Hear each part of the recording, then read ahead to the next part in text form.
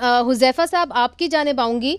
अब जो सवाल है जो निसार खोड़ो साहब कर रहे हैं, वो ये कर रहे हैं ख़ास तौर पे पीटीआई की तरफ से कि अब बनता नहीं है कि कम से कम जो बैट का सिंबल है उनको नहीं दिया गया।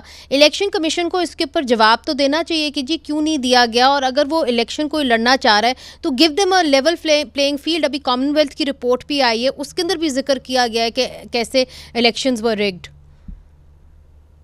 जी बहुत शुक्रिया जी। एक तो मैं इलेक्शन कमीशन का ज़रा ना तर्जमान हूँ, ना इस कैपेसिटी में हूँ कि इलेक्शन कमीशन के हवाले से कोई कमेंट कर सकूँ। एक इंडिपेंडेंट ऑटोनॉमी उसको आपको हासिल है, बेनिफिट एक करता है ना इंडिपेंडेंट इदा। जी उनका मैं उसकी फैसला? उसका ही जवाब दे रहा हूँ। मैं तो समझता हूँ कि उनका फैसला हमें नुकसान पहुंचाया, क्योंकि उनके इस फैसले से लोगों के अंदर मजीद जो है वो रिजनमेंट पैदा हुई। लोगों ने रजिस्ट किया। अगर बल्ले के निशान के ऊपर इलेक्शन होता, हम्म। यानी बल्ले का निशान इंतखाबात में मौजूद होता, तो शायद इतनी ज्यादा डिटरेंस ना होती। लेकिन जब आपने निशान ले लिया, और पीटीआई के उम्मीदवारों का जरा सबको पता था, जिस तरीके से आप भी मेरे ख्याल से ब्रेक के दौरान भी हम बात कर रहे थे, और हर बंदे को पता था कि इस जिले में पीटीआई के कौन कौन उम्मीदवार हैं।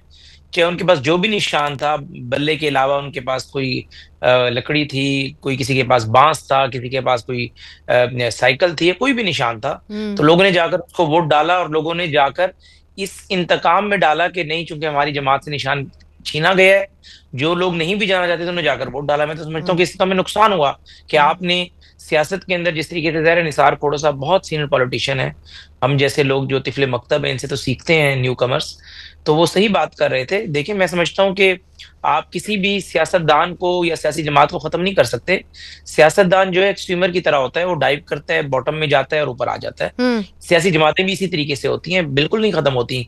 किसी अदालती फैसले से तो अगर टीएलपी खत्म जमातों हो ने खत्म जाएगी होना। अगर आप इनके ऊपर पाबंदी लगाएंगे तो? हाँ, ये बड़ा अहम सवाल आपने किया। टीएलपी कोई सियासी जमात नहीं है, ना इनका कोई सियासी नैरेटिव है। अच्छा। हमारा मुल्क बना कायदे आजम मोहम्मद अली जिन्ना ने जिस अच्छा, नजरिए पर बनाया। इसी चीज को ले जाते हैं, फिर हम आते हैं कायदे आजम के ऊपर।